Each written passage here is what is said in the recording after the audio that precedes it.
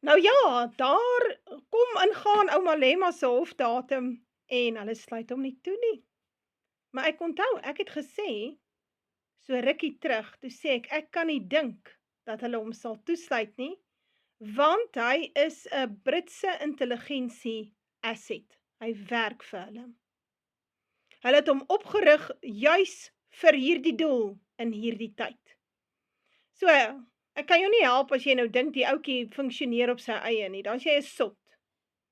Hy is deel van die derde magbedrywighede in Suid-Afrika. So hy werk vir MI6. Hy's 'n asset.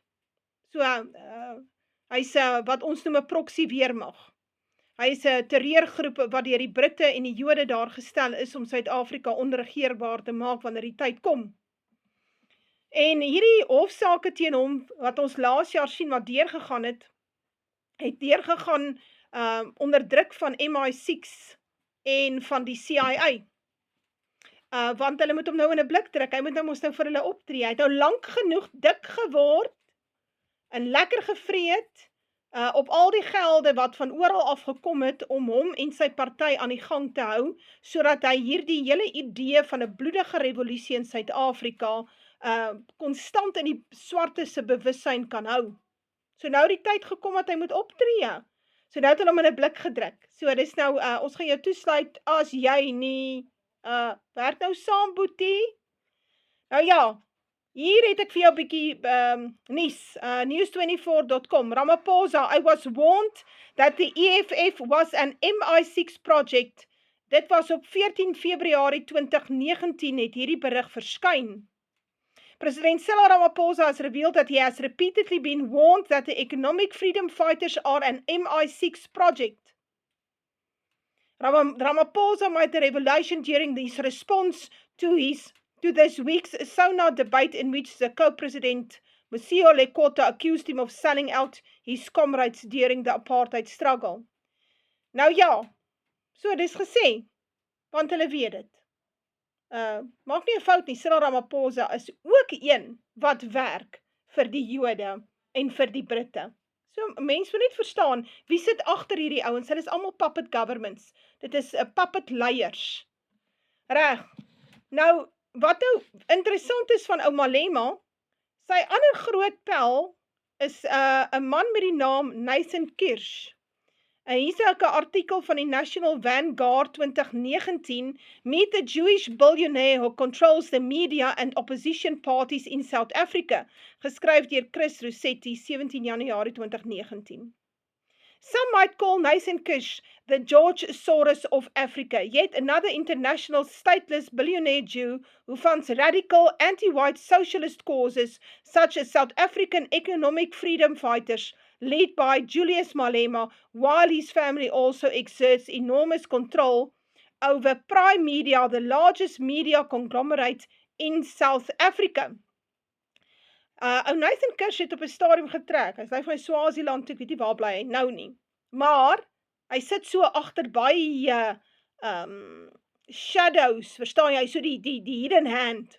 Hy is onder andere ook die director and owner of Israel's Magal Security Systems, which is complicit in the constructions of Israel, die Jode se staat daarbo, illegal apartheid wall. Lord Renwick of Clifton, who is a friend of Kirsch, met the EFF in London in 2015.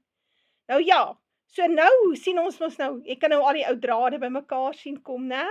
So nou het is Nathan Kirsch, en dan het ons MI6, ons het Julius Malema, ons het die EFF, en dan kom hier nog 'n ou naampie by, en dit is die hanteerder gewees, en dit was Lord Renwick.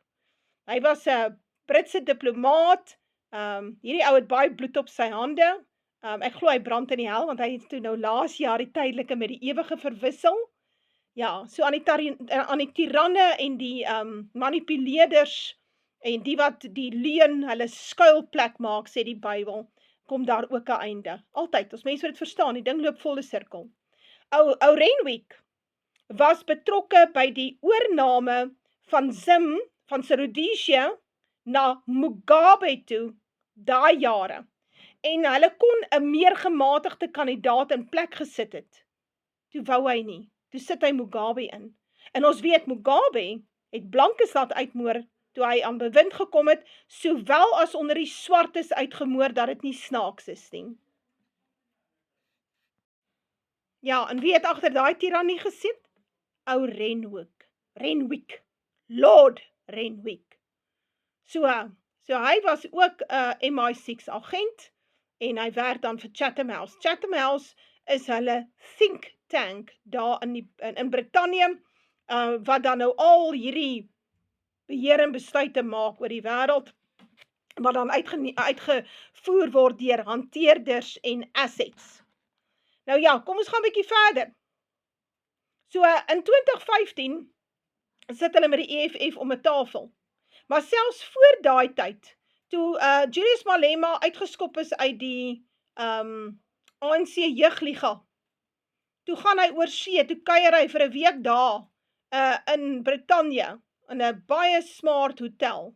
En niemand weet wie daarvoor betaal het en wat het hy daarvoor gaan soek nie. Toe hy terugkom, toe stig hy die EFF, want toe het hy geld. Jy sien, so hulle toe die gelde gegee, en so het hulle die EFF op die been gebring. Reg.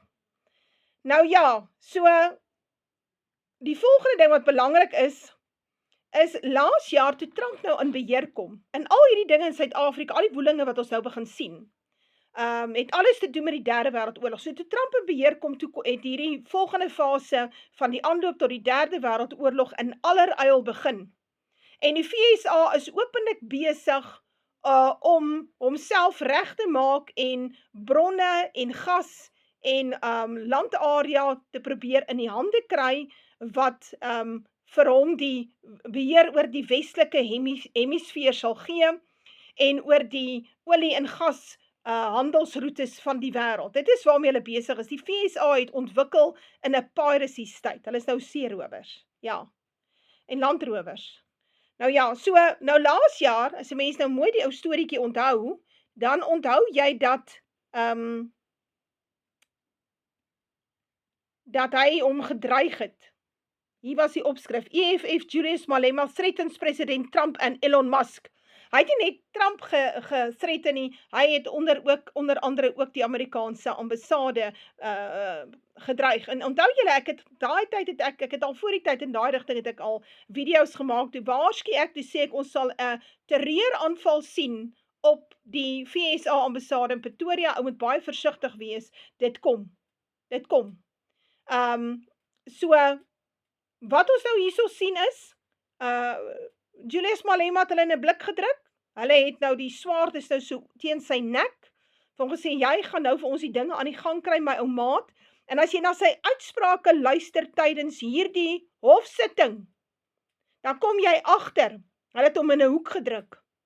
En hy gaan presies doen wat hulle van hom vra, naamlik 'n bloedige revolusie afdwing waar die blankes op groot skaal geslag word. En die Bybel sê, julle lyke sal lê op die strate soos mis en niemand sal begrawe nie. Maar hy praat daaroor. Ek gaan dit vir jou speel. Nou die ander ding wat belangrik is, so die CIA het druk uitgeoefen op MI6 na hierdie dreigemente, en toe het hulle gesê, hy kan nou nie meer so lekker gaan kuier in Brittanje nie. Voor daai tyd kon hy heen en weer tussen Suid-Afrika en Brittanje beweeg, nou asof hy 'n queen is. Kies tog, 'n king. So hy kon maak net sy lus het. Hy was die main man. En toe hierdie dreigemente kom teen die VSA, toe druk die CIA MI6, en toe gee hulle hom nie verder 'n ou wiesumpie dat hy kan gaan kuier nie. Nou sit hy so spietsnot in 2025 aan die land, en daai hofsaake kom verby, hulle bevind hom skuldig, en hulle druk hom in 'n hoek. So nou is daar 'n belangrike droom waarvan jy moet kennis neem, voordat ek vir jou die ou videoetjie speel van ou Julius Malema, waar jy kan sien hoe hy in detail verduidelik, hoe gaan hy die revolusie afdwing. Blikstemdromer het gesê dat hy sien Malema raak baie militant. Hy groei horings. En Nathan Humbert het gesê hy sien hoe die EFF en MK mekaar vat in Natal. So dit is nou op die kaarte. Ons gaan nou hierdie krisis begin sien. Ek sien Natal is aan die roer. Daar's ongelukkigheid en ontsteltenis daar. So hulle gaan daai area eerste onregeerbaar maak. En dit het alles te doen met die moord op daai bekende swart leier waaroor ek ook al gepraat het. Angry, we were ready to kill. We were waiting for the leadership to just give an instruction, and all corners of South Africa were going to engage in a revolution. And perhaps if that could have happened, we wouldn't be sitting here and entertaining racists.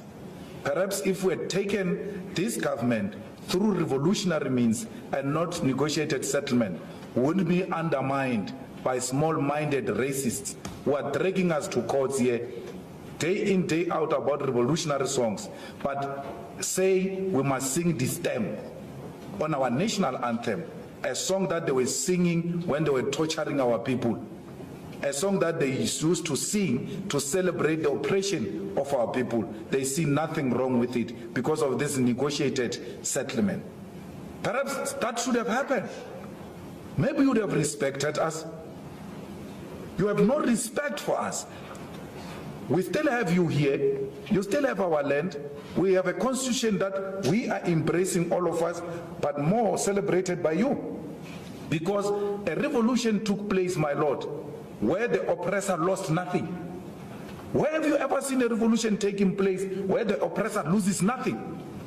And then the oppressor celebrate the triumph of the revolution. Perhaps Chris Hani's death should have served as that turning point. Would not be undermined here. Let's get some clarity on this.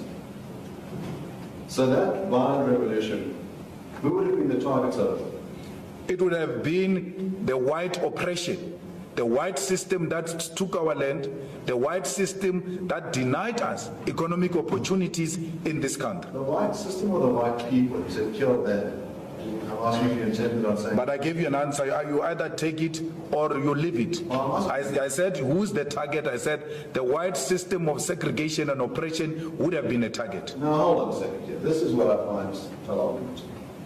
You want to say, we should have had the violent revolution. We wouldn't find ourselves in court today being dragged here to answer about hate speech.